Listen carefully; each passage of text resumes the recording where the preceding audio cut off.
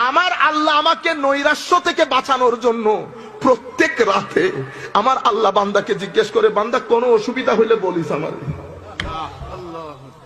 কোনো অসুবিধা হইলে বলিস, রোগ শোক থাকলেও বলিস, আর বেশি অসুবিধা হয়ে গেলে আমার কদমে সিজদা দিয়ে থাকিস।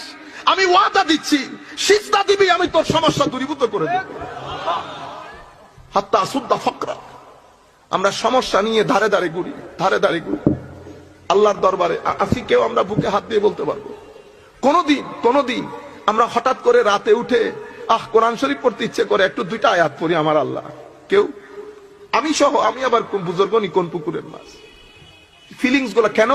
কারণ আমাদের আল্লাহর উপর বিশ্বাসটা আছে, কিন্তু টান খতম হয়ে গেছে।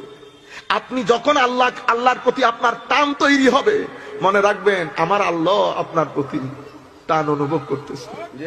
এটা কখনো এক পক্ষ থেকে হয় না, এটা কখনো এক পক্ষ থেকে হয় না। দুনিয়া আল্লাহ আমাদের জন্য সৃষ্টি করেছে, দুনিয়া আল্লাহ আমাদের জন্য সৃষ্টি করেছেন, এবং এই আল্লাহ আবার প্রত্যেকদিন আমাকে জিজ্ঞাসা করতে আসেন, ঠিক আছে নি, শরীর ঠিক আছে নি, টাকা পয়সার দরকার আছে নি? কেউ জিগায় কাউরে?